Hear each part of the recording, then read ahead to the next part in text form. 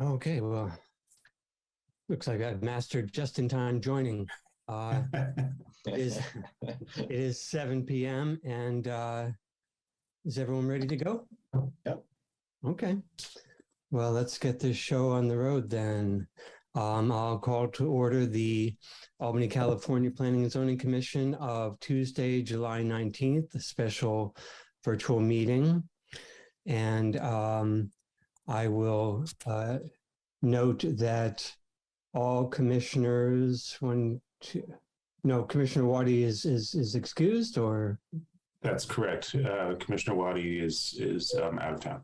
Okay, then I will note for the record that all commissioners are present except for Commissioner Waddy, who is excused. And I will read the land acknowledgement. The city recognizes that we occupy the land originally protected by the Confederated Villages of Lijan. We acknowledge the genocide that took place on these lands, and we must make strides to repay the moral debt that is owed to this indigenous people, specifically the Ohlone tribe. We thank them for their contributions, which have transformed our community and will continue to bring forth growth and unity. The City of Albany commits to sustaining ongoing relationships with the tribe and together build a better future for all that now make this their home. Okay, that takes care of items 1 and 2 on the agenda. Item 3 is ex parte communications. Do any commissioners have any ex parte communications to disclose at this time? No. Seeing 3 shaking heads, I have no ex parte communications to disclose myself. And we will move on to item 4 then, which is the consent calendar. And there is nothing under the consent calendar, so we'll move to announcements and communications. And there's nothing in the agenda. I'll just check and see if there's anything that yes, commissioners or staff would like to announce. I see Commissioner Donaldson has his hand up. Please go ahead. Yeah, I would. I'd like to announce that this is probably my last Planning and Zoning Commission meeting. Really? My family, my son moved to Vermont in June. And my wife and I will be traveling to Vermont this fall and looking at the months after the August recess. I think I would miss too many meetings, and I don't know if it'll be virtual, but I do not want to do virtual meetings when I'm actually out of the state. So I'll probably submit my resignation effective August 1st.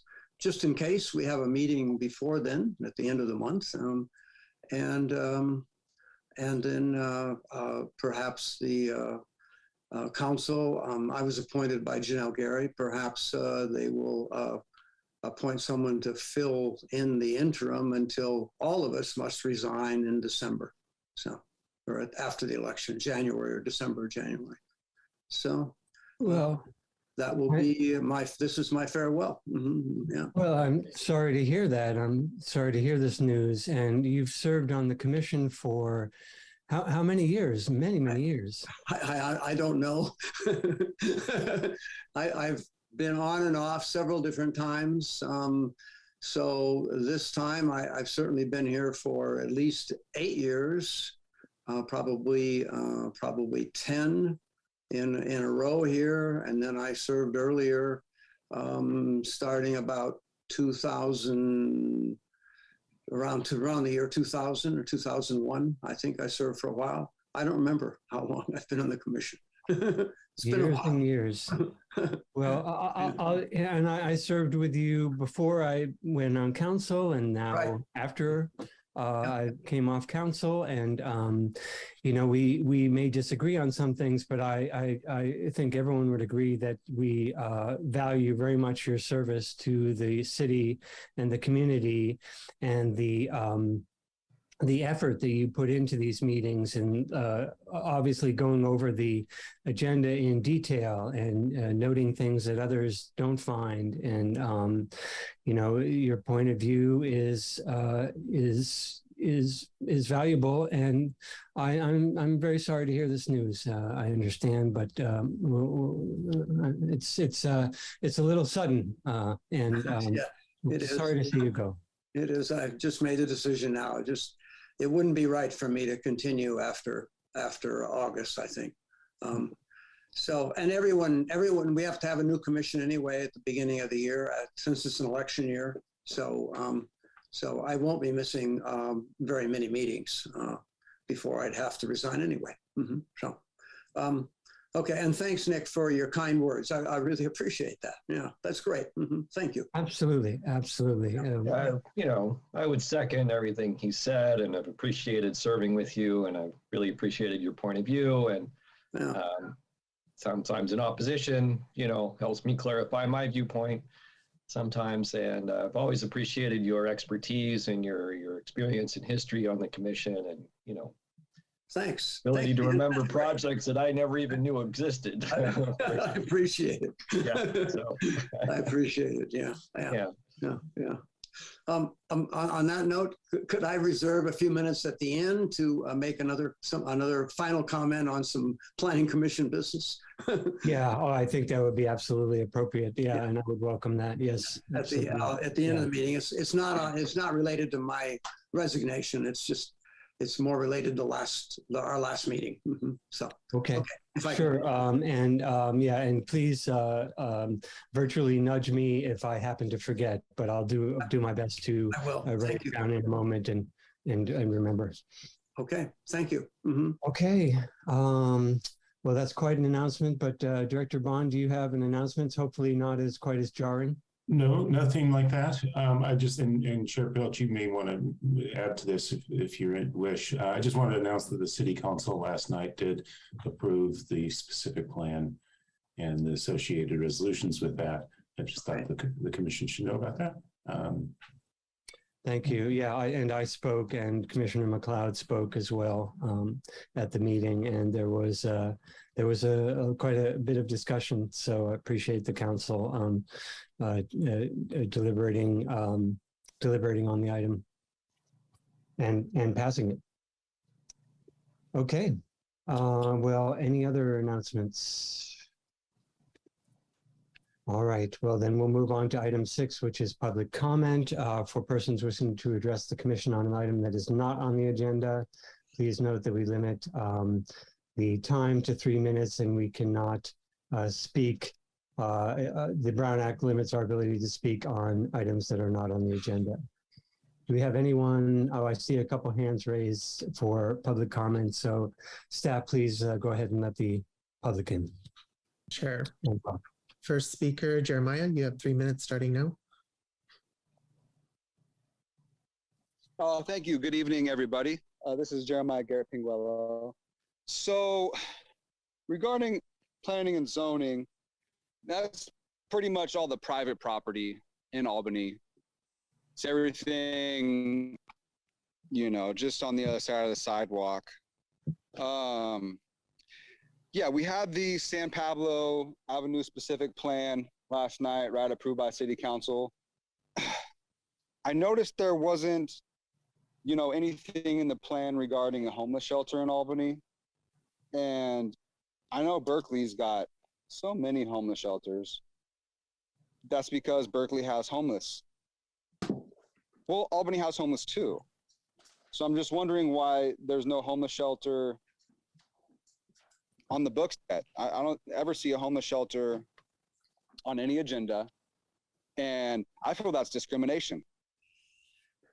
You're only focusing on what you want to focus on. You want to focus pretty much on your agenda. But there's people who aren't represented. And, Albany stands united against hate. And I feel there's kind of an informal hate against the homeless people. Maybe they don't shower all the time. Maybe they don't wash their clothes all the time. I come in. I help them do their laundry on Thursdays. And so the city is not going to get any money from a state grant or federal grant if we don't put the stuff on the agenda. If we put homeless shelter on the agenda, that's a goal for Albany.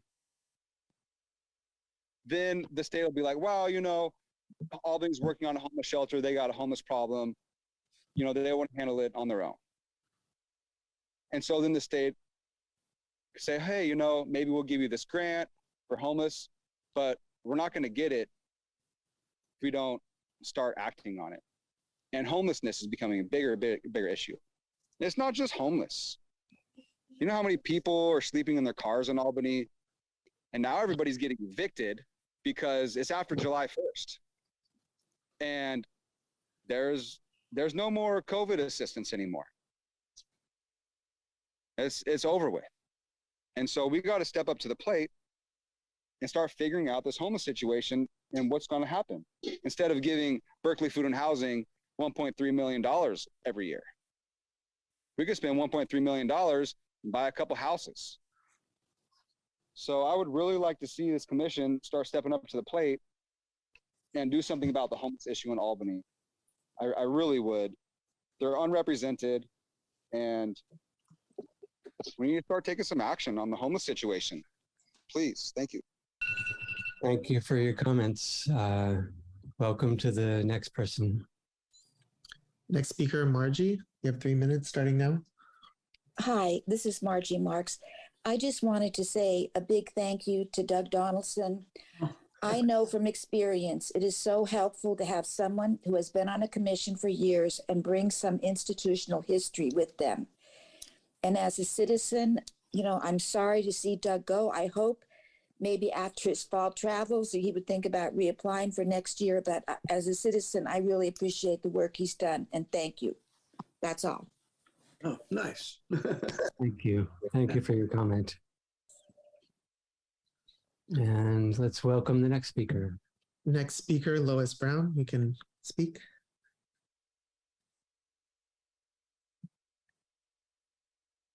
And you'll have to unmute.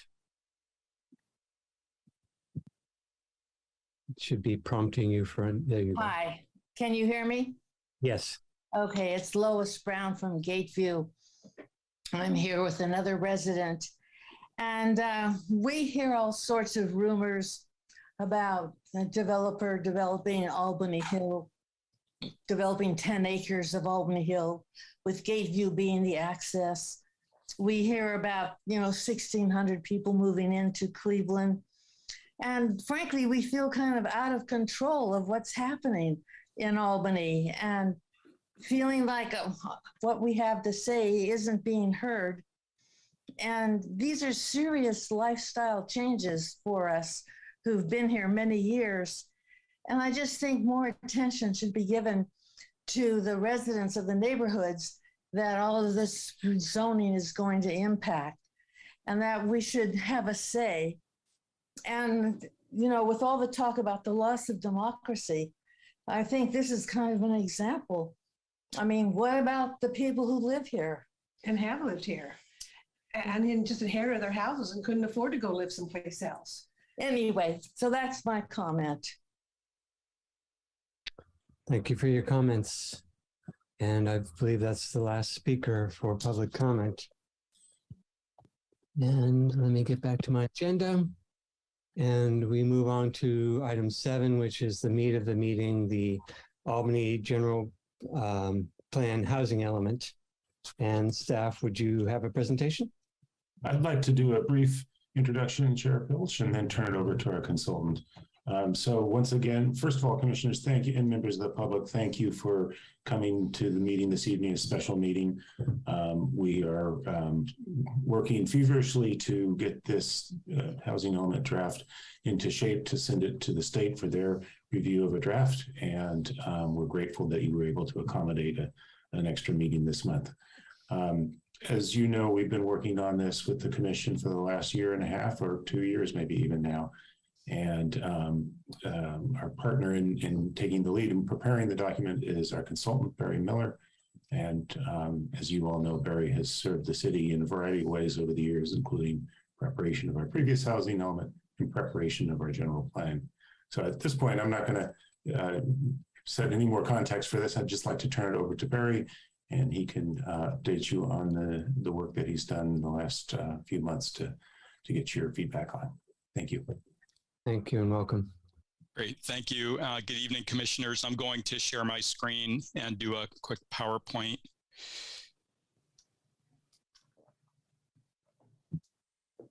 Great. And as Jeff said, we've been at this now for about a year and a half. We started with a February 2021 informational session and have had 7 study sessions up to this point, and this is to update the housing element of the Albany General Plan. Here's an overview of what we've done so far with the Commission. Mostly in 2021, we had a session where we evaluated the previous housing element and walked through the existing goals, policies, and programs, talked about the progress that the city has made toward implementing those policies and programs. The needs assessment was kind of a deep dive into our demographics, looking at our population, income characteristics, housing characteristics, and so forth, and assessing what housing needs were present in Albany. The sites analysis, which was effectively a 2-part meeting, we rolled out the inventory of sites where housing could potentially be built in Albany based on both current zoning and anticipated zoning under the then proposed San Pablo Avenue specific plan. The constraints analysis, which was earlier this year, we talked about mostly governmental constraints to housing development in the city, and that's primarily zoning constraints, but also things like parking regulations, development fees, and then non-governmental constraints, which are things like high interest rates and the cost of land and the cost of construction and so on. The fair housing conversation, which was in May of 2022, was really focused on a new part of the housing element that we're required to do under state law, and this relates to affirmatively furthering fair housing. The acronym for that is AFFH. This is both a dedicated section of the housing element where we have to present detailed data and maps on demographic conditions related to segregation and integration in the city, as well as kind of an overarching thread that runs through the entire housing element, really refocusing the housing element around creating greater access to housing opportunities in all parts of the city, including single-family neighborhoods. And then what we're here to talk about this evening are the policies and programs. And I do have a slide coming up that goes over our timeline, so adoption and rezoning will be apparent there. We're going to focus this evening on the goals, policies, and programs. And just to recap, these are terms that are used throughout the Albany General Plan and throughout the prior housing elements for the city. Goal is sort of at the top of the pyramid. Those are our broad aspirational statements about what we would like to see in the future. The policies are more topical and deal with specific issues or topics related to how we get to the goal. These are broad statements that guide our day-to-day decisions, in this case related to housing. And then the programs are much more specific. These are more detailed. These are things that can be assigned to a city department. They're often given a timeline. You know, we want to accomplish this by 2024, 2025, and so on. And there's often a cost implication associated with the program. So we occasionally we are looking for funding to implement some of the programs.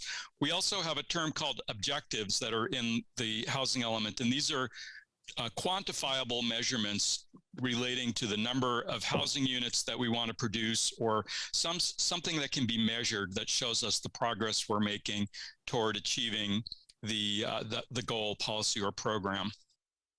So the method for updating the goals, policies, and programs in the existing plan, forgive the dense information on the slide, but there really are 3 components that go into this. First, we did an evaluation of the 2015 plan that was mentioned on an earlier slide, and the commission may recall that we walked you through this matrix that you see on the left that basically laid out every single program in the old housing element and then made an assessment of how the city's doing and a recommendation about whether to revise the program, to delete it, to replace it, and so on. And we had a conversation with the commission about that. We also have had input from the public, both at these commission meetings and at a community meeting that was held last December, and through meetings with individual stakeholders or groups of stakeholders, and through correspondence and other means of input from the public, Social and Economic Justice Commission, and so on. And then lastly, the data collection and analysis. A key part of the housing element process is to collect and analyze this data that I was describing earlier, and that really informs the new programs. State law enters into this as well. We have a number of new state requirements that we have to comply with in this housing element that we have not had to do before. We also, I think, as the commission is well aware, have a much higher housing assignment than we did last time. In the previous housing element, we were asked to plan for 335 housing units over an 8-year period. In this cycle, we're being asked to plan for 1,114 housing units over the next 8-year period. So it's about a 300% increase in our housing responsibility.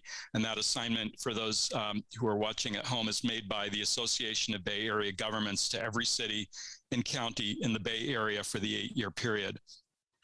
So these are the housing goals. They're paraphrased, but I'm going to present a slide on each one of these. So I'll just quickly go through. The first goal is to ensure equitable access to housing in all Albany neighborhoods. I want to emphasize that we retooled this goal for at least 30 years.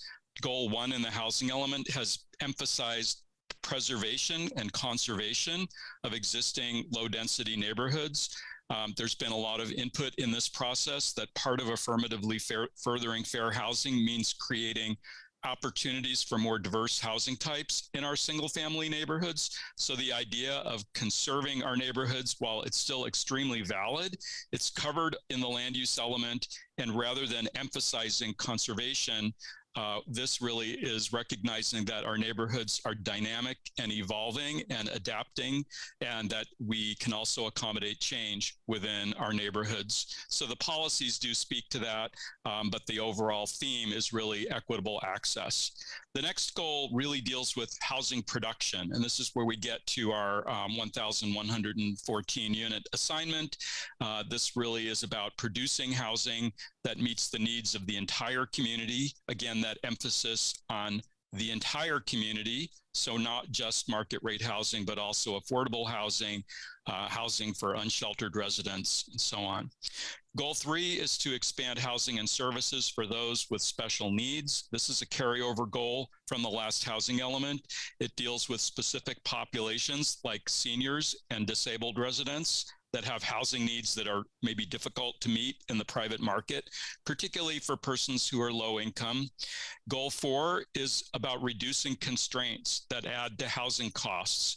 And the policies and programs are probably the most impactful things in this entire document, because this is really where the city can use its regulatory controls, its zoning in particular, to influence what kind of housing gets built in Albany. So this is the area where the state, I think, is really looking for us to show that we are making a diligent effort to accommodate this regional housing needs allocation.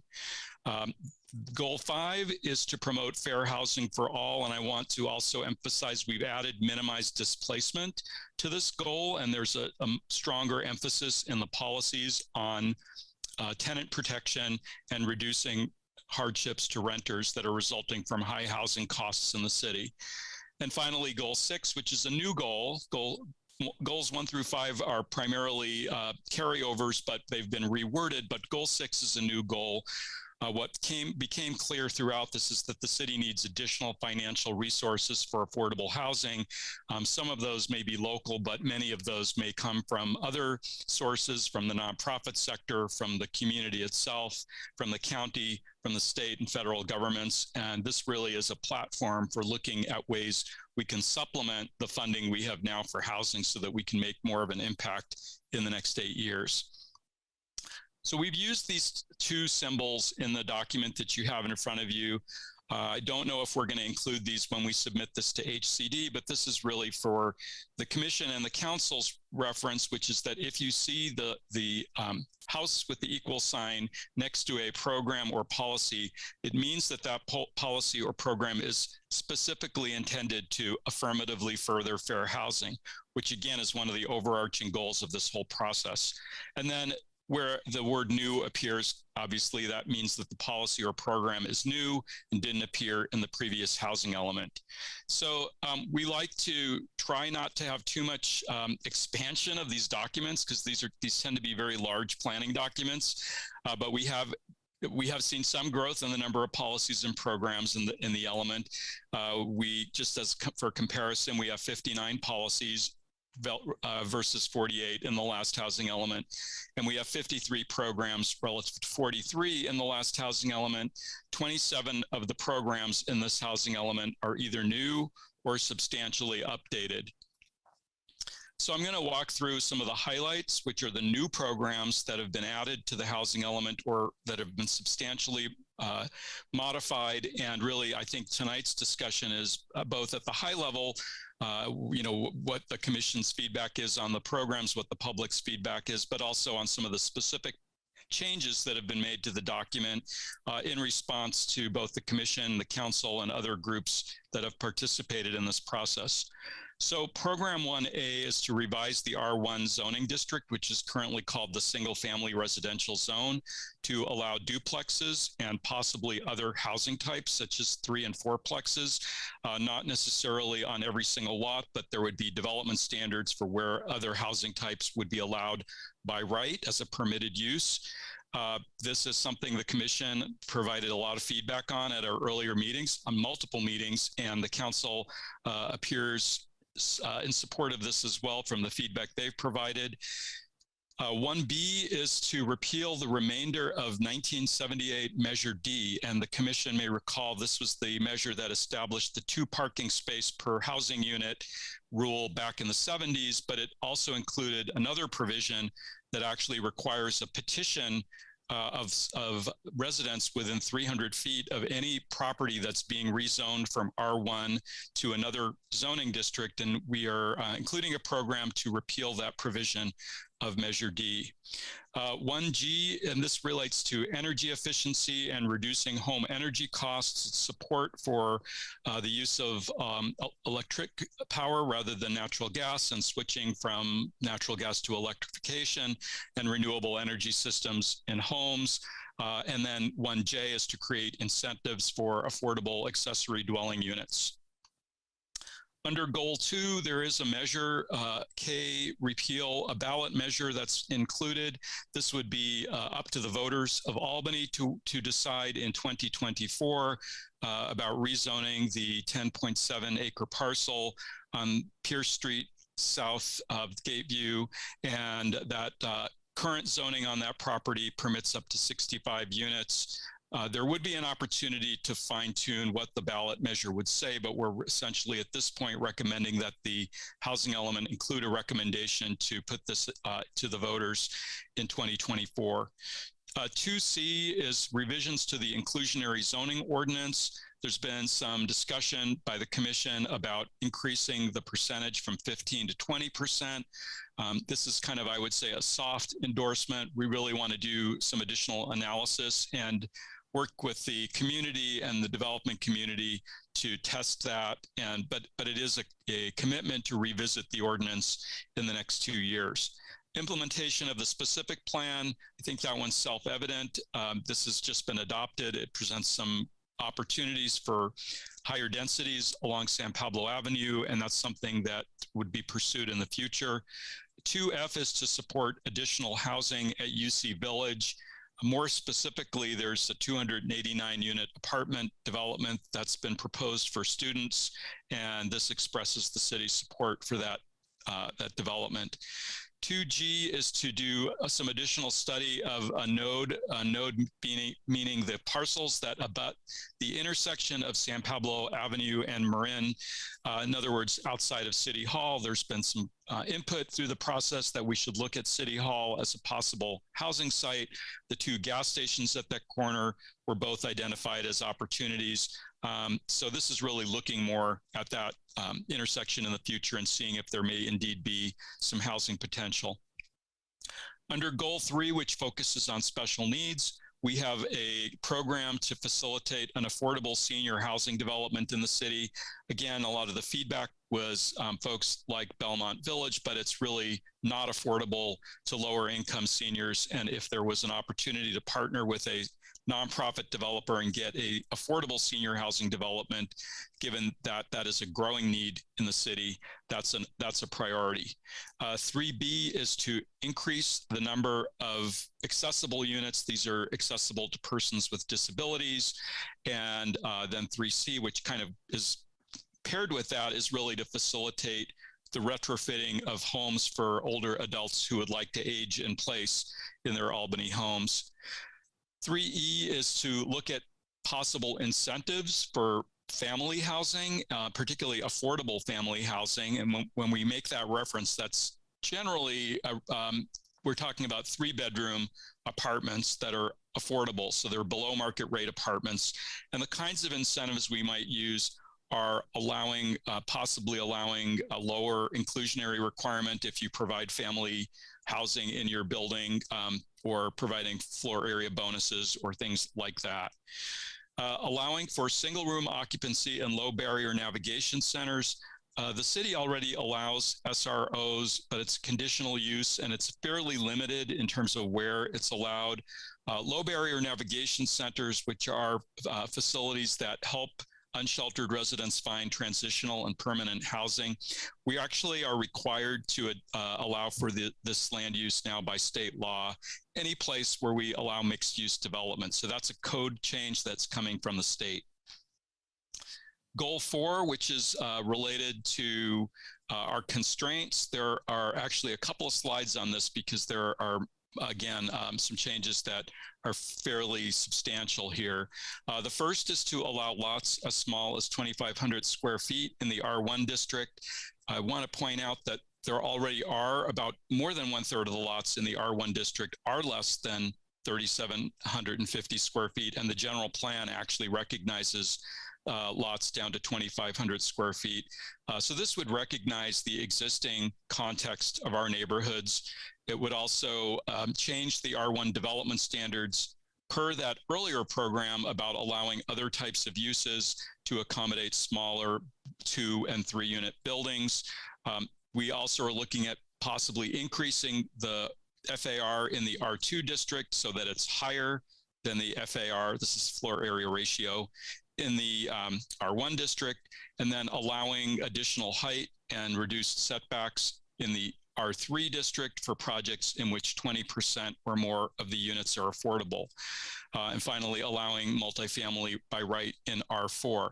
And before I keep going through this, I again want to point out, these are programs that would be implemented in the future during this 8-year planning period, primarily in 2023, 24, and 25.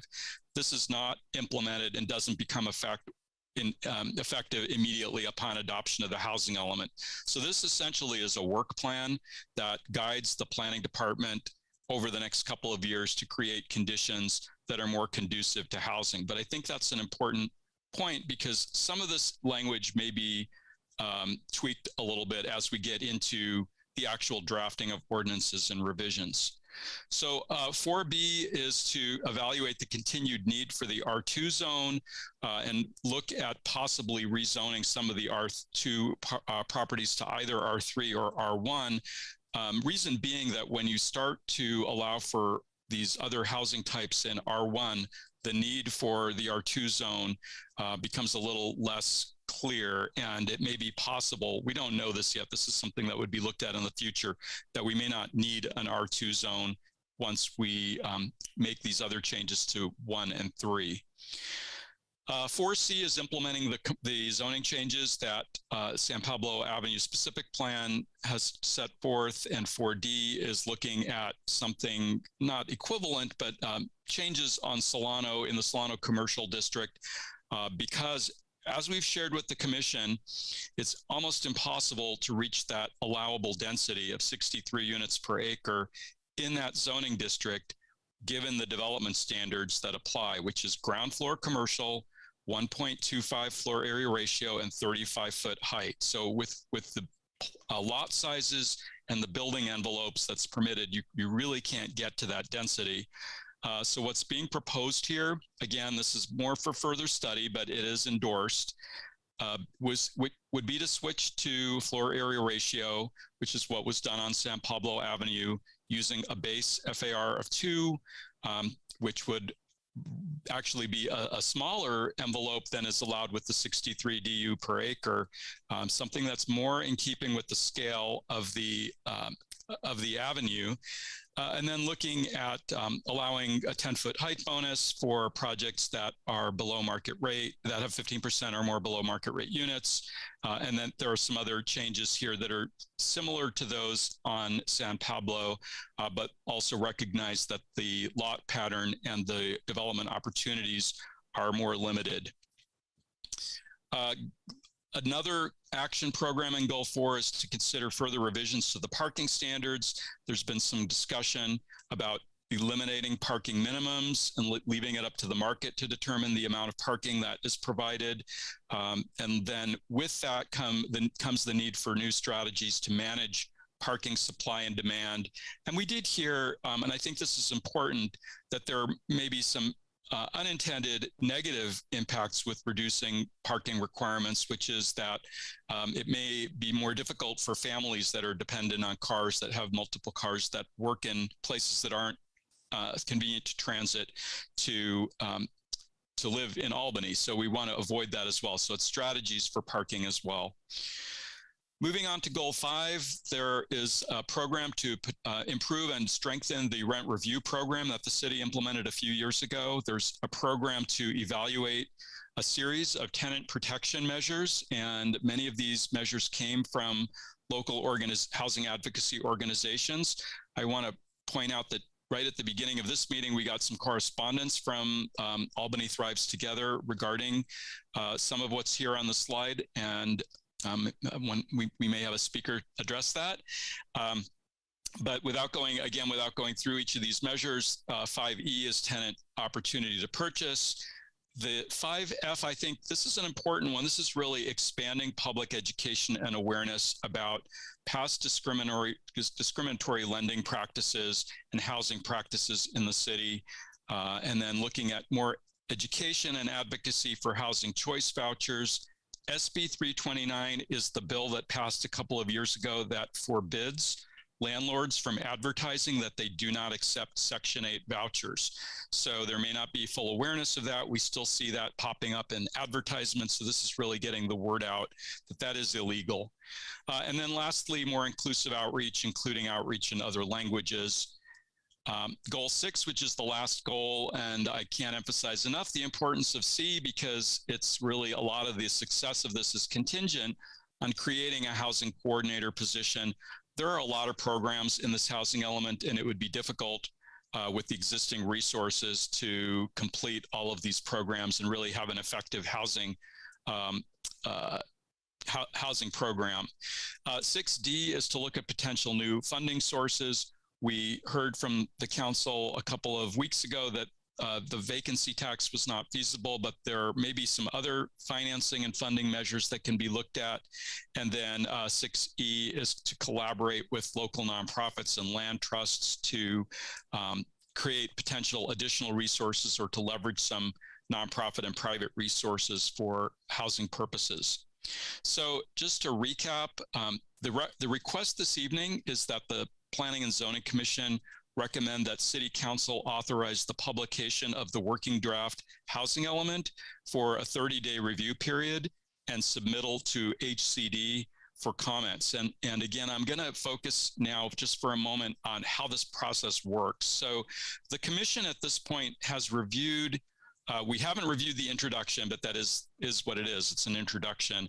But the other chapters of the housing element, you've had study sessions or work sessions to review drafts or detailed reports on each of these chapters, culminating with the report you have this evening on the goals, policies, and programs.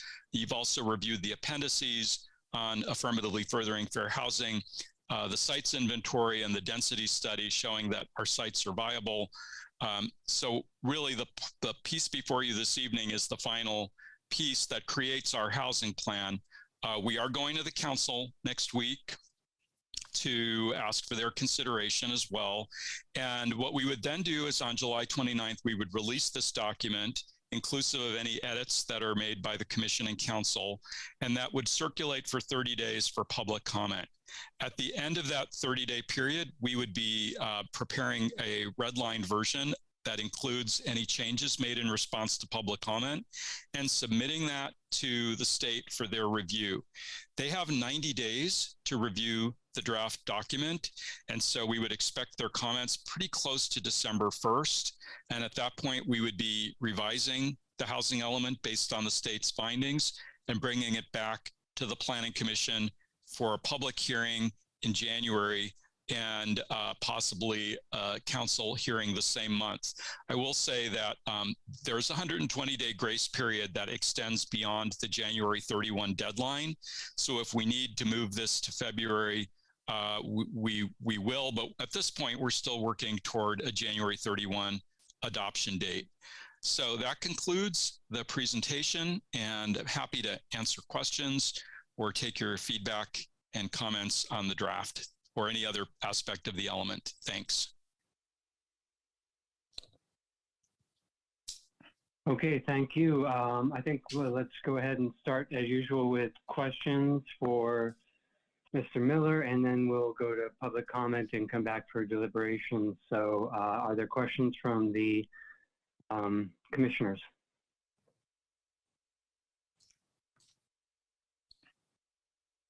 Go ahead, Commissioner McLeod. Yeah, thank you for the presentation. Very thorough and very helpful as always.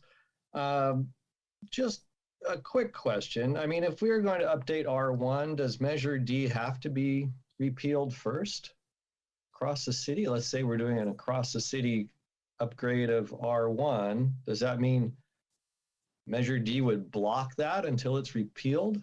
Is that what I'm understanding, or is that more of an individual property type thing?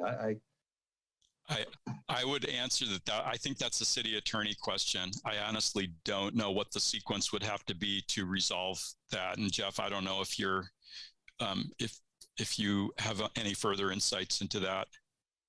No, Commissioner McLeod, you're asking a good question, and step one of studying this would be what exactly do we have to do with Measure D? Okay, all right. You know, not a whole lot of other questions. And I guess I could hold my comments till after public comment. Yeah, I mean, that was sort of it. I mean, if Measure D is a big roadblock, then we ought to be getting on that right away. Yeah. Okay, thank you, Commissioner McLeod. Commissioner Moment? Thank you. Thank you for the great presentation, Mr. Miller, and coming up with some great ideas, very innovative ideas to really, add value to the housing element goals, policies, and programs. I too have a question regarding Measure D. I really support that program, but I'm also wondering, would SB 9 nullify some of the effects of Measure D, and whether the parcels subject to Measure D could be allowed to develop 2 units or lot splitting or everything that SB 9 permits?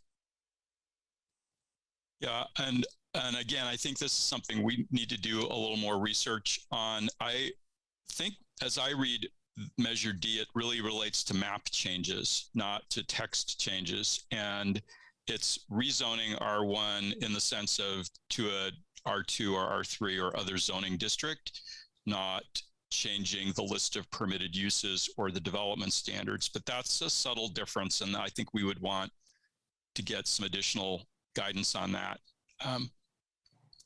It's a good question. Thank you. And then I have questions about a couple of questions about program 4A. So in that, let me go to the program.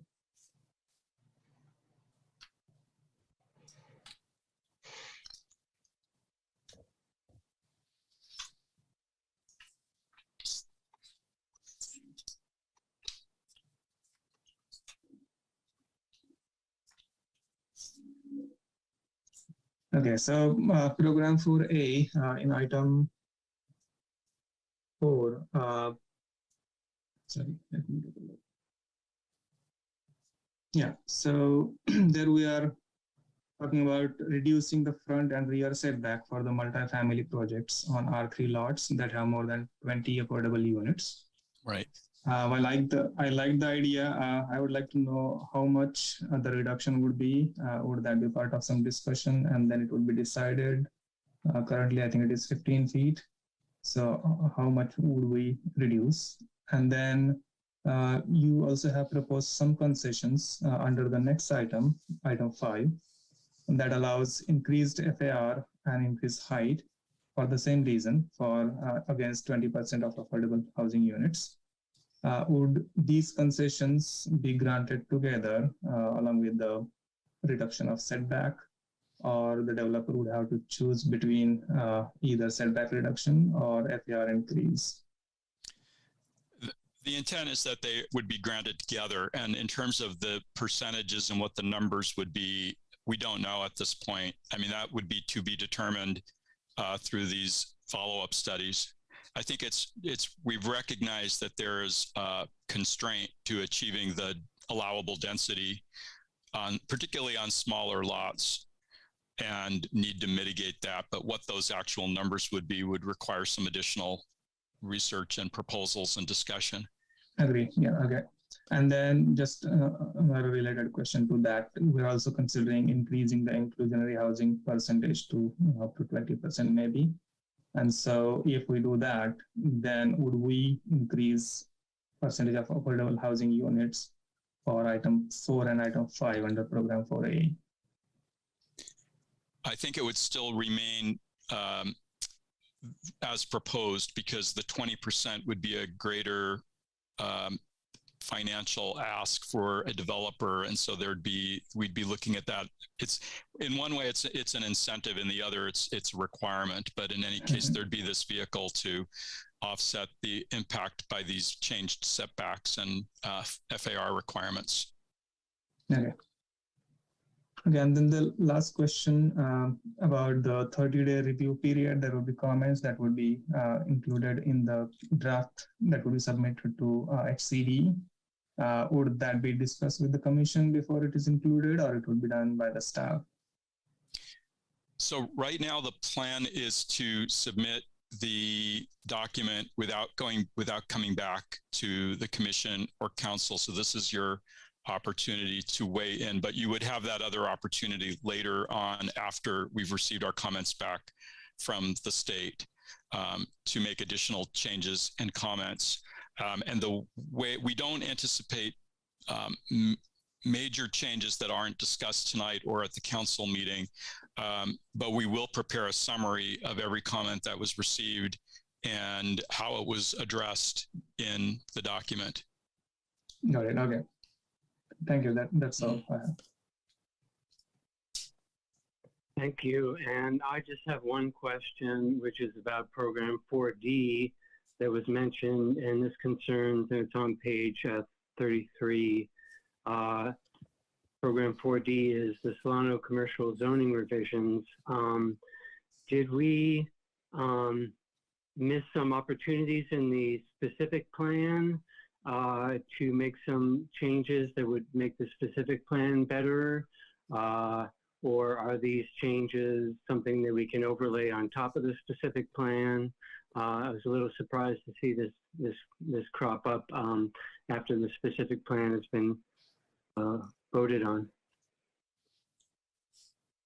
Well, maybe I'm misunderstanding. The specific plan was for San Pablo, so the changes on Solano are separate. My bad.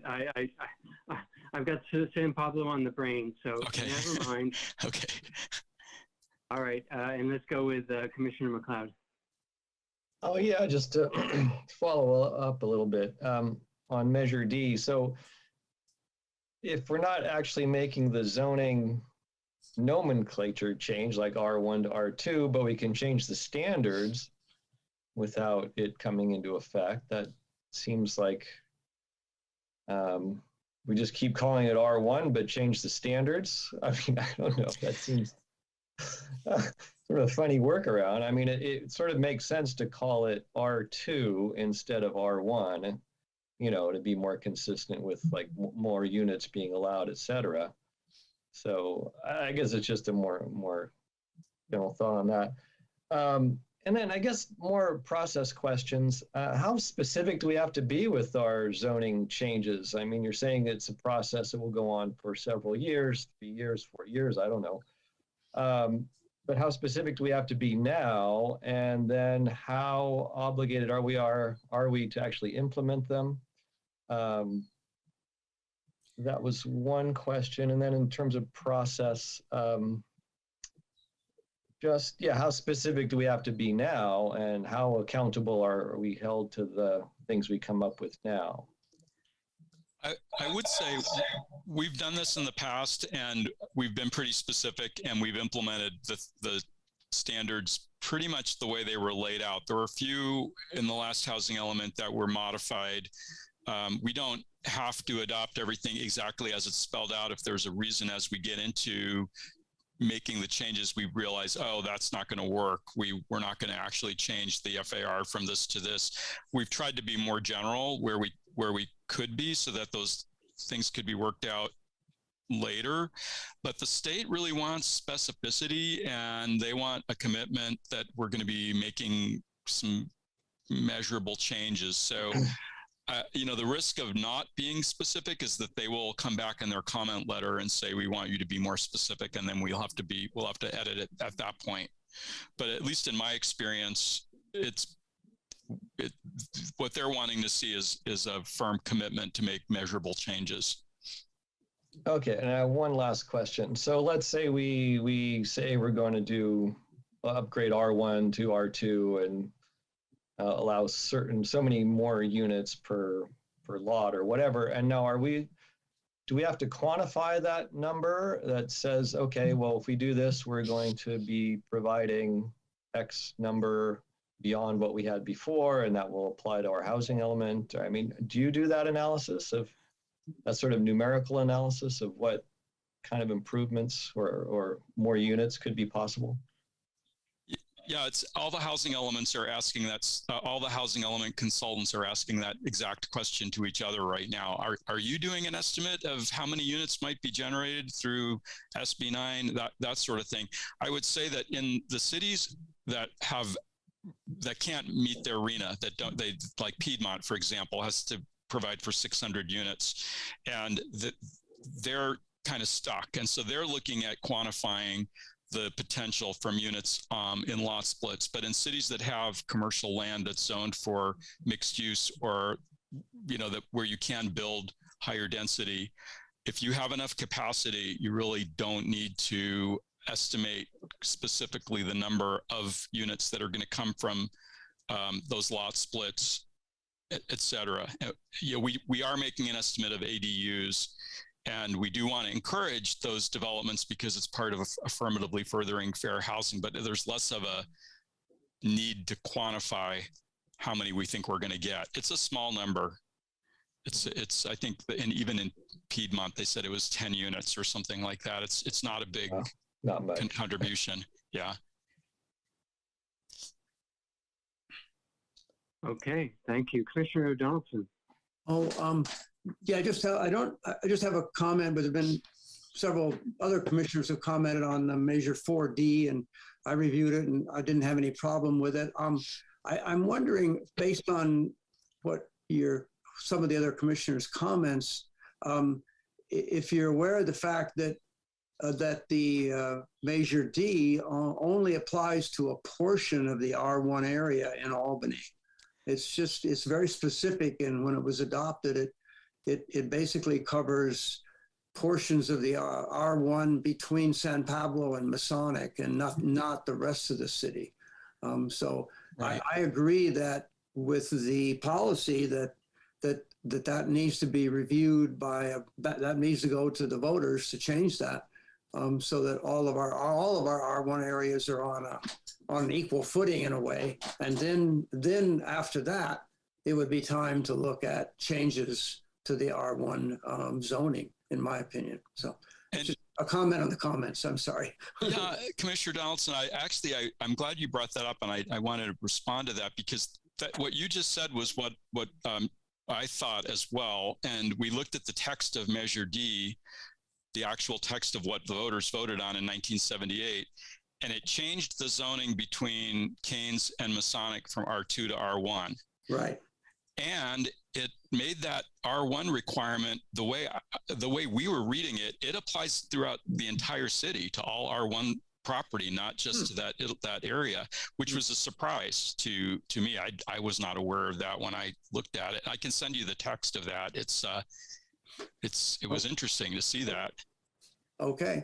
You don't need to. I have read it in the past, and I just thought that it applied to the area that the voters were addressing at that time. So I've never seen it and read it as applying citywide. So that's very interesting.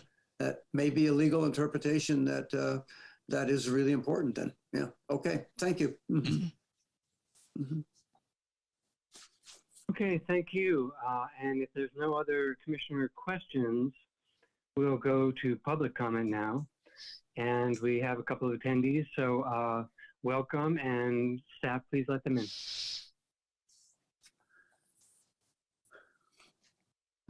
First speaker, Jeremiah, you have 3 minutes. Go ahead. Hi, thank you, it's Jeremiah. You know, I was impressed with the presentation, by the way. I was really impressed. I did not believe that goal number 2 was for unhoused. I'm really impressed that there's something on some sort of plan for basically a homeless shelter. And I would just kind of like to see a further update on that, please. Basically, maybe some architectural drawings and where it would be. So here's my solution, okay? My solution is to put a homeless shelter on Cleveland, down by Public Works.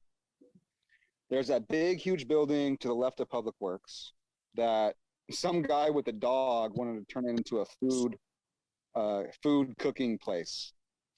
And this commission turned it down because some guy wanted to live with a dog. He wanted to have commercial, and he wanted to live upstairs with his dog. And, you know, I had made a public comment. So where's a dog? You know, dog hair, fleas. Where are you going to take your dog for a walk? Where's it going to go to the bathroom? And the guy had no answers. And so it was turned down. I think that building's still vacant. And that would be a great spot for a homeless shelter. And I'll tell you why. Because at least we build it. At least we're doing right. And it's on the other side of the freeway. It's not on San Pablo. It's not an eyesore. It's not right in the middle of our hometown. But at least we got one. And so it's down there on Cleveland, down by the train tracks. But it's huge. And so it's already built. So all we got to do is either lease the property, talk to the owner, find out what the lease is, maybe $5,000 a month. Who knows? But I think the city should buy that property. I mean, that's the best solution I can come up with. Because to tell you the truth, I want a homeless shelter in Albany. I want to accomplish that goal. But at the same time, I don't want it on San Pablo. I really don't. You know, but if we have it down there in Cleveland, down there just to the left of Public Works, I think that's the solution for Albany in a homeless shelter. So please keep that in mind. Please really keep that in mind. Thank you. Thank you for your comments. Next speaker, please. Next speaker, Margie, you have 3 minutes starting now. Hi, this is Margie Marks. I'm calling in on behalf of Albany Thrives Together. We did send out an email at about 3 this afternoon, but I didn't get notice that you got it until 7. So I apologize for that. I was hoping you could read it before the meeting. I'm going to try not to repeat everything that's in that memo, but we're big fans of the housing coordinator. Have a lot of work for that person to do already. So we really like that. We really want to highlight the fact that the state wants the housing element to deal with tenant protections and in particular, non-displacement. The Alameda Board of Supervisors was supposed to discuss eliminating the eviction moratorium today. I was unable to attend the meeting, so I'm not sure of what the outcome was. We are not asking for an eviction moratorium. Rather, what would benefit the 53% of the Albany population who are renters, of whom 52% are cost burdened, is a just cause for eviction clause. In addition, a real rent control which limits rents to no more than 3%. It would be helpful if planning and zoning could recommend real rent control and just cause for evictions. Renters are the majority in our city. And if we look at the people of color, 40, and these are numbers from the housing element, and that's why I'm asking the planning and zoning to look at these numbers and do something. 45% of Asian households are cost burdened. 50% of Hispanic households are cost burdened. 70% of Black households are cost burdened. Other cities in the area, Oakland, Berkeley, Richmond has a just cause for eviction clause. We would not be the only city, and you would be helping the majority of people that live in Albany who are renters and are cost burdened. And looking at the goals, I just want to say that I want to talk about, I'm sorry, I'm all over the place here trying to, my time is running out. Those of us at Albany Thrives Together, none of us are renters, but we see what's happening to renters and hear what's happening to them. And we want the city to take action. And we think you've seen the numbers, you've seen the effect on renters. And so we're asking you to just recommend to the city council that they do a just cause and real rent control. Thank you for that. Thank you for your comments. Next speaker, please. I'm not seeing any other speakers at the moment. Oh, that's true. Okay. Good. Any other speakers? Going once, going twice? If none, we'll bring it back to the commission for comments. And would anyone like to start out with their comments? Commissioner Donaldson. Certainly, I have, and I'll have to say I have very few comments. And thanks, Barry, for a great presentation, and thanks for doing another really good job on pulling this document together. It reads so well. It's going to be another housing element that I think the city can be proud of. So I have two comments, and I have two comments actually. That's all. You mentioned that one of the changes, I think, that between this housing element and the previous housing element was sort of the change in the de-emphasis, I guess, from the old housing element on preserving existing housing resources. And there's one area that I noticed that I felt is kind of lacking in that area that I want to bring up. It's sort of a new topic, but it's kind of personal in a way. My wife and I own a duplex in Albany. We've owned it for a long time. The mortgage is paid off. and we can and we do rent it out at reasonable rents. It's called, I think there's an acronym for it now, naturally occurring affordable housing. So middle class families can and do live in our little duplex. And I think that there's a lot of other mom and pop landlords or landlords that own older buildings in Albany that are similarly situated. And I'm wondering if there's any way, I think we should have some policies in the housing element that acknowledges the existence of this housing resource, just plain acknowledges it. And maybe the city can get some data that would help quantify it. I don't know how many mom and pop landlords there are like us that can do this and do this. But it might be, there might be several hundred units of housing in Albany that's qualifies as naturally occurring affordable housing. And if so, that's an important resource. And I would like to see it sort of acknowledged in the housing element. And I'd like to see the city sort of affirmatively say, this is a resource we want to encourage, we want to protect. There's talks about fee waivers or improvements with some types of housing, affordable housing coming in. There's a lot of tools that are in the housing element that the city is using to promote the development of affordable housing. And maybe some of those tools could be applied to promoting and encouraging the preservation of existing affordable housing. And so I made a note of that and sort of around the area of program 1H on page 9. And then also at the very end of the document, housing administration, housing resources and administration, perhaps some programs could go in there that would encourage the city to acknowledge the resource of naturally occurring affordable housing and to try to make efforts to preserve it. So that's my main comment and my most significant comment.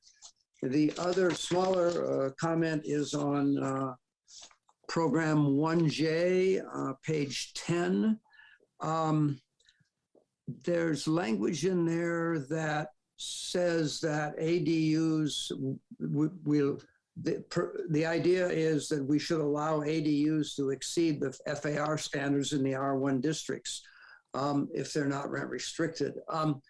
Actually, I think we're already doing that. The ADU we had on the last agenda, I thought was an oversized building with the ADU built into it.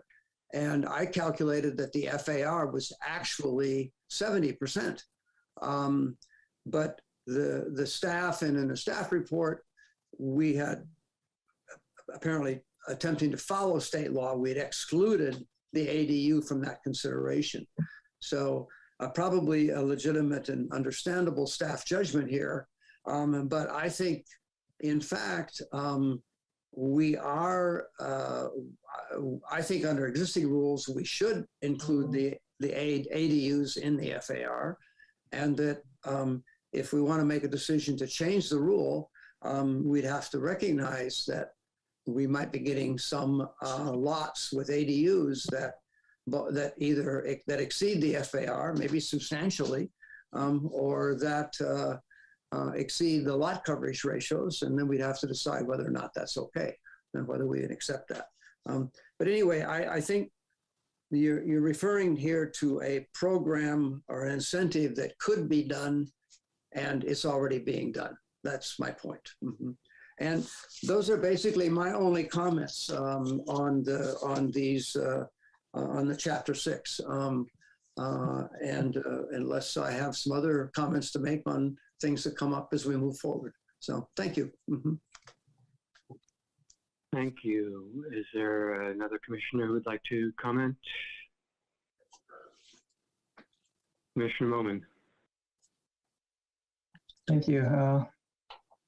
Okay.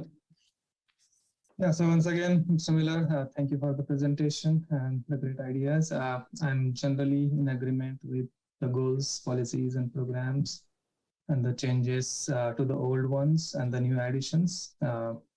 I support all the programs you have suggested, all the new programs. I just have a few suggestions for a few items.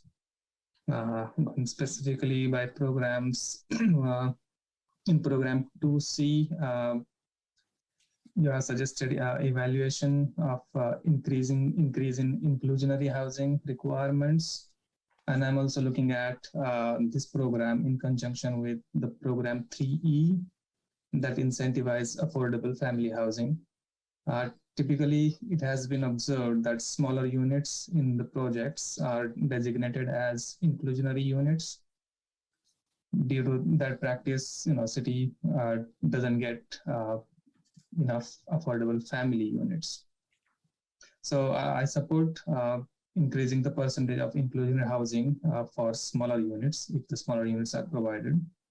And I support a smaller percentage, it could be between 15 and 20 as you have suggested, if the large family housing units are provided as part of the inclusionary housing requirement. And then program 2G, density bonuses. I like the idea of publishing a fact sheet about the density bonus, concessions and waivers. I would like to recommend adding an appendix about SB 330 also, because typically these two go together, and people wonder why and how some major concessions have been approved in a short time. So it's useful to have a kind of a fact sheet that explain both the ordinances together for public interest.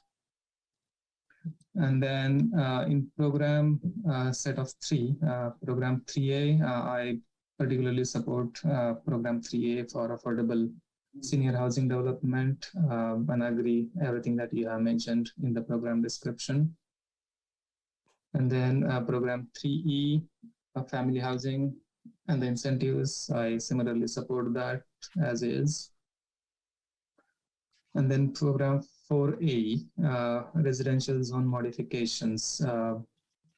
In that you have a couple of items. Let me go to those items.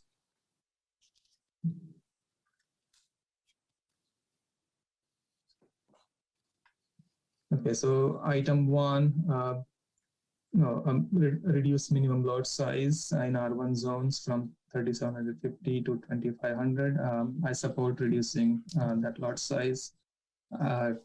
Historically, Albany had lot size in increments of 25 feet. Later on, they got combined into 1.5 lots or 2 lots. So going back to that pattern is not an issue.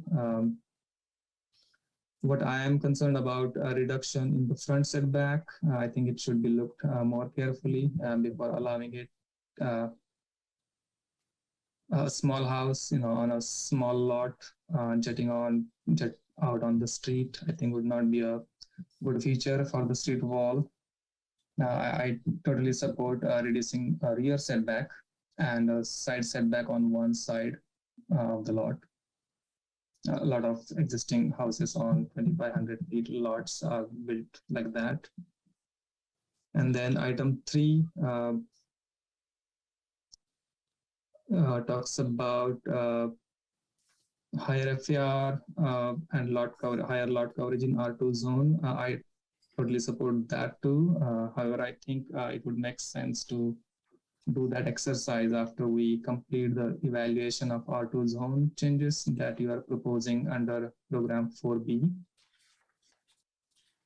And then program 4B, I support that evaluation of R2 zones for rezoning to R1 and R3. But I would also recommend that we should include R2 parcels on Adam Street and Kane Street for that evaluation. You have developed some evaluation criteria for those parcels, that have certain density, existing density, and things like that. I'm not sure if a lot of parcels on Adams and Keynes would fit that criteria. But now, since we have been looking at San Pablo Avenue specific plan and R3 zone that goes along Adams Street and Keynes Avenue, I think the other side of those streets have R2 zones, and upzoning that to R3, I think would make more sense in order to reduce the height disparity when the buildings in R3 zones or along San Pablo Avenue through lots are developed. And then Program 4D, Solano Commercial Zoning Revisions. Thank you for that explanation about 1600 Solano Avenue. Your explanation really, changed my mind, because I was not really favorable to the idea of increasing FAR to 2 on Solano Avenue, but I really understood the logic behind that. But I would really support that if the density bonus is the basis for the density bonus, if the FAR is the basis for density bonus calculation, then it would make sense. So when we do the zoning changes, I think we should make it clear that the maximum FAR under density bonus would be whatever percentage is achieved through density bonus above the base to FAR. Then we would not have any awkward buildings with 4 times FAR or something like that, kind of the project we have on 1600 Solano Avenue. And then I support all the rest of zoning revisions you have proposed under Program 4D.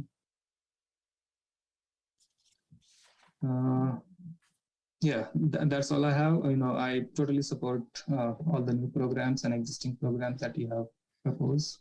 They all make sense and would really help develop some serious housing in the city. Thank you, Commissioner Moman. Commissioner McLeod, did you have some comments? Yeah, absolutely. Yeah, I agree in general. Thanks again, Mr. Miller, for a great draft. I support the kind of evolution of the language towards, more density, more diversity in our neighborhoods, all that sort of thing. I think it's where we have to go. I support the, goals, policies, and programs in general. And in general, yes, I want to send this to council, and then I want to keep it moving. I want to keep us on our schedule. Having said that, I think for me, the most important part is Section 4, or the, let me go to, Section 4, Goal 4, etc. And then within that, Program 4A, for me, is kind of the most important thing, because that's where it's actually going to realize material changes in how many units are going to be built. So I feel like we haven't really spent enough time on this. And I understand the schedule. I almost feel like we should be doing a much deeper dive on the whole city zoning map. And I just wish we could have one more session to do that. But obviously, it's not going to happen before the draft is submitted, but it doesn't mean we can't continue looking at it. But I don't want to be limited by sort of modest goals or modest, it seems too modest to me. It seems to not go far enough in upzoning. And we've had a lot of comment from a lot of people that live on the San Pablo corridor that it's not fair if we don't upzone the rest of the city. And that's part of the whole housing equity issues that have been brought up. It's not fair for us to just concentrate all the development on San Pablo Avenue. So I think we are just being way too modest in our upzoning of the other areas. And I would also say that, you know, we've done a really robust and what I would consider to be an excellent plan for San Pablo Avenue. And we should kind of go with the same ideas towards the San Pablo corridor, especially similar building types, typologies, commercial, under residential, commercial corridor, very wide street, can certainly support higher buildings and more density. You know, it's also pretty close to BART. It's got great bus service. You know, putting more people there creates a better, more lively, more commercially successful neighborhood, better commercial street by having more density on Solano. So I think we're not going far enough with our Solano Avenue standards, upgrades. You know, at one point there was some talk of another mini BART stop on Solano. You know, but the comment, I talked to one of the BART directors, and she said that will never happen unless you really get more housing on Solano. Imagine what a boon that would be for us to have another BART stop. I mean, that's sort of a pipe dream, but, you know, it's kind of thinking big. Let's think a little bigger here. You know, specifically, I mean, I would kind of take that zoning map and just kind of raise everything up one number almost, you know. R1 should go to R2. R3 should certainly be more robust. And then I would also, I mean, we just went through the San Pablo plan and it didn't seem like it was going to get any traction for me to suggest it, but I did suggest it once, but taking all those contiguous blocks from San Pablo on San Pablo and raising all the, or changing all the R3 zoning there to San Pablo commercial, I mean, along the whole corridor. The consultants propose it on one block or one half block, but it seems to me that that should all go to San Pablo commercial, and then the streets across, you know, the blocks across the street from that should go to R3. And we should have sort of a tiered step down from San Pablo commercial to R3 to R2. Brighton certainly could be upzoned a bit. All that R3 should certainly be upgraded to, you know, more generous development standards, especially within a half mile of BART. You know, I don't know exactly where these standards would be, but I would say that they should be much more robust. You know, I don't know if we can get into specifics tonight, but I think we should be getting into a much more detailed discussion of all this, and it's including raising FAR in all these areas. So, you know, that's the thrust of my comments. I support all the other programs, housing coordinator, et cetera. Kind of a question for city budget, whether we can afford that or how to fund it. You know, but I think especially along Solano, I think we should be upzoning to at least 4 stories. It's a wide enough street to support 4 stories easily. Urbanistically, it's a nice height. It would be a good height. And upgrading the FAR there even more than you propose. So that would be the general thrust of where I'm going with all that. So we look forward to more discussion about that. Thank you. Thank you, Commissioner McLeod. I think everyone's given their comments, so I'll jump in. I generally agree with Commissioner McLeod that I'd like to go further, but and I'd say that, but I appreciate, I think maybe the current plan strikes a balance between what's politically feasible at this time and you know, how far we can go. And I appreciate the staff and consultant seeming to take the pulse of the commission and the council and taking that into consideration, because I was worried at one point that we would not speak to R1 zoning at all. So I'm very glad to see that that's spoken to, but I think we can do more. In other communities like the one just to the south of us, Berkeley, they are considering things like fourplexes on single family lots. So, but let me stop and ask staff and consultant the question. There's nothing that prevents us from going further than what's in the plan if it produces more housing. Is there? You can go as far as you want once you start implementing this. I think, you know, we were kind of trying to take the middle road on this, to be honest. And I know there was some feedback from the commission to go higher, go further. And at the same time, we're hearing from the community, you know, don't go too high, don't go too fast, don't go too far. I mean, you know, I think we're basically leaving the door open to make some of these decisions in the future. It's an 8-year plan, and I suspect things will evolve.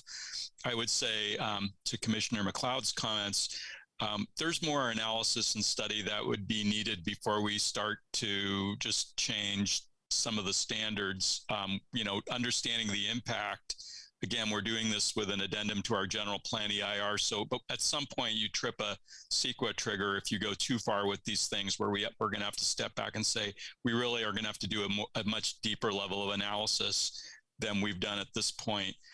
So we're being cautious, I would say. At the same time, I would say, relative to the last housing element and the two before that, which I'm pretty familiar with, this is really moving. It's a leap from where we were 8 years ago, particularly with respect to the single family neighborhoods.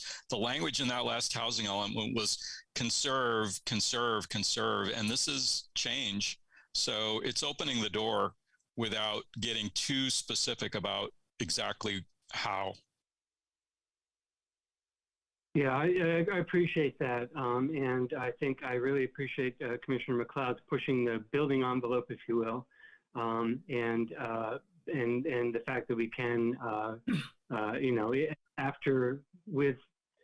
the 8 years with public input, we can push to go further.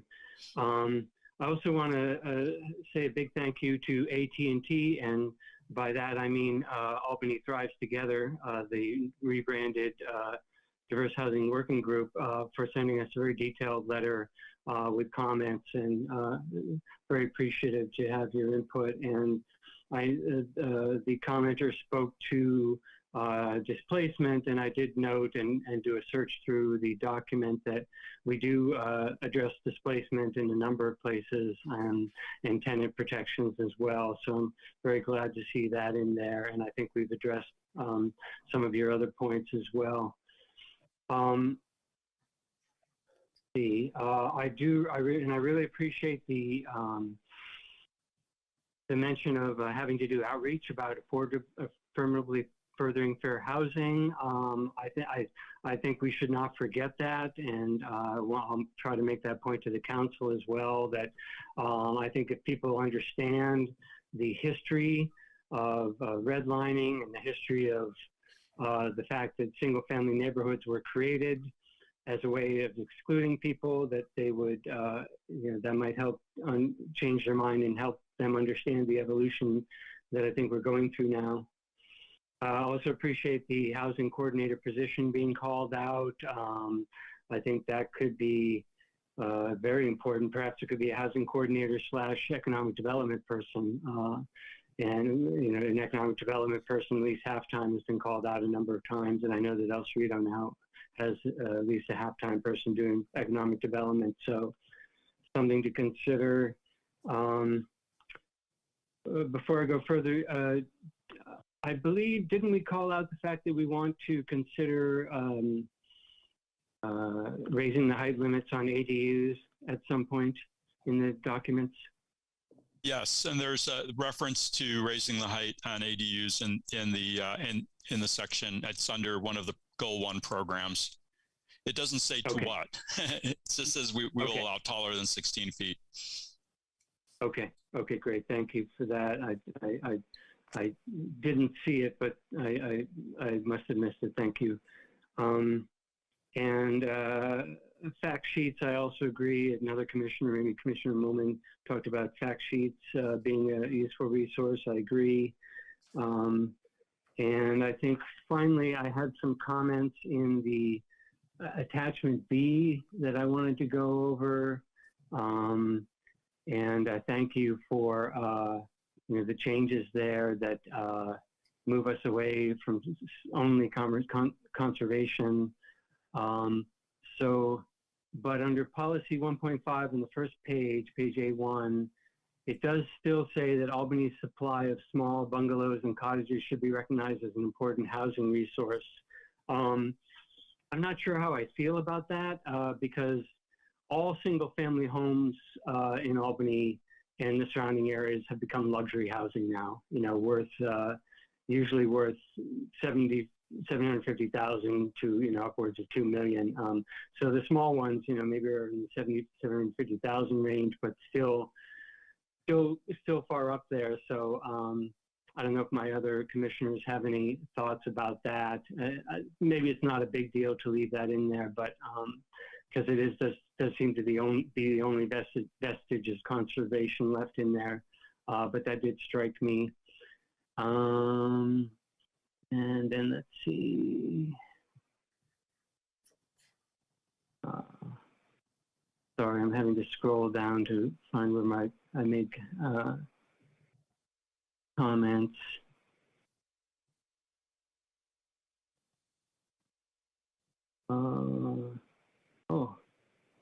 Oh yeah, here we go. It's on page 810, policy 6.2. Local funding explore opportunities to increase local funding sources for housing related programs. I think we should explicitly mention housing bonds, which is what is typically done in other cities. Berkeley has done one. I think they might be putting another one on the ballot this November. Emeryville has done one. So I think the language housing bond should be mentioned there, lest it be forgotten. And I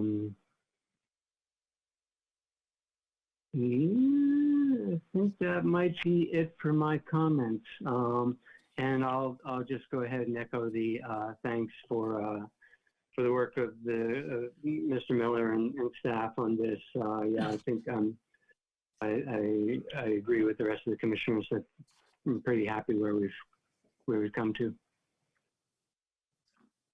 Any further comments from commissioners? Anyone want to echo my comment about bungalows and cottages, or should we leave it be? Commissioner Donaldson. Oh, I'm prepared to move. Mm-hmm. Is that all right? I don't have any further comments. So I will comment that I think it's a very balanced plan. I'm glad that it didn't go too far too fast. And if it had, it would have lost my vote. But I will be pleased to vote for it. So I would like to move that we recommend the submittal of the working draft of our new housing element, including, I guess, all of the different chapters. And this program of goals, policies, and programs that we've reviewed tonight to the City Council. Thank you. We have a motion. Do we have a second? I'll second. Okay, moved by Commissioner Donaldson, seconded by Commissioner McLeod. Mr. Miller.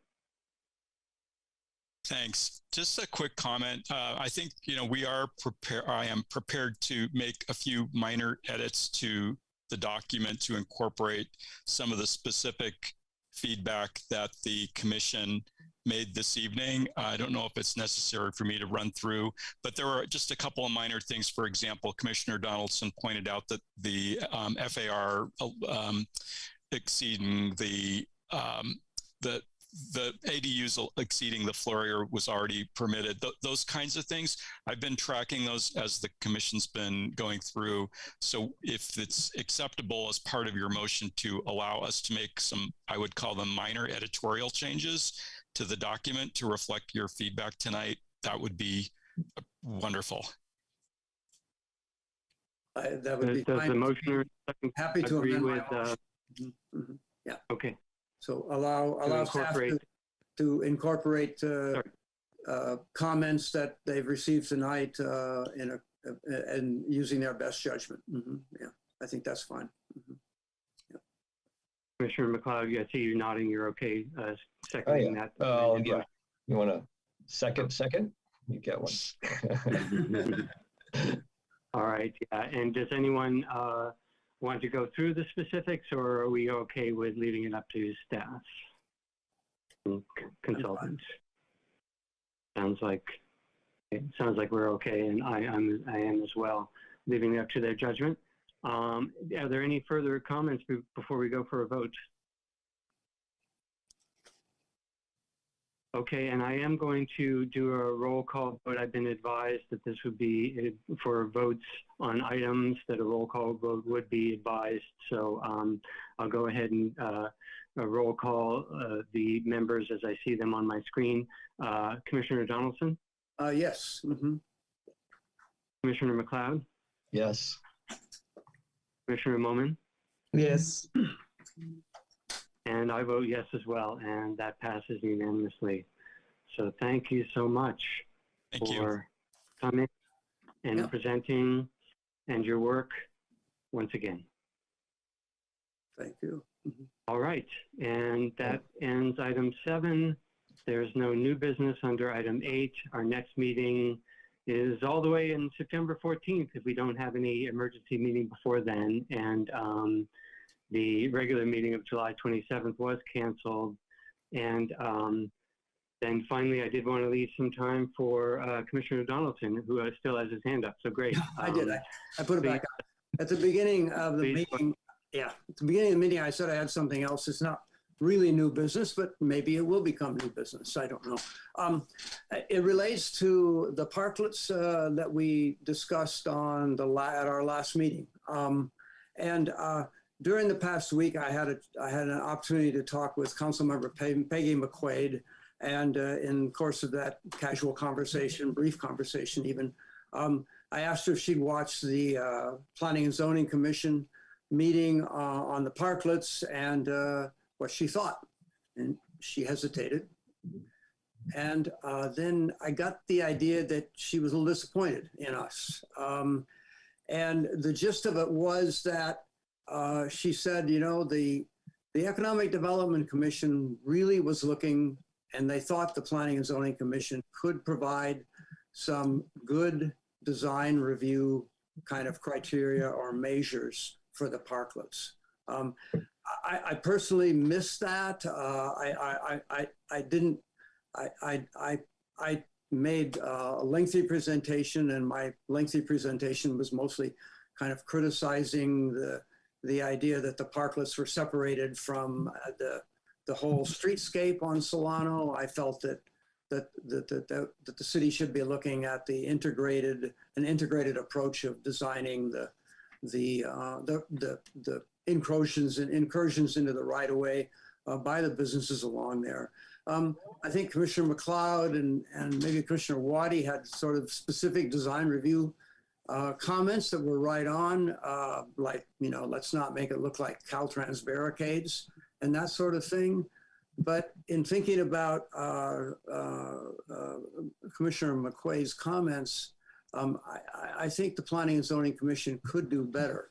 And so I was thinking, you know, possibly staff would want to bring this back to the Planning and Zoning Commission, and we could take a look at, you know, models we have, the policies in the design review guidelines, the policies even in the new San Pablo specific plan about designing the street frontages, and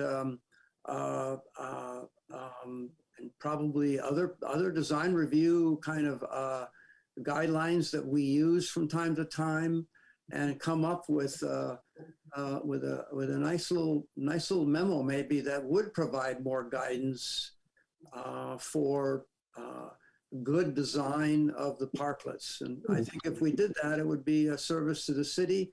I felt that the criticism was was fair, and I took it well.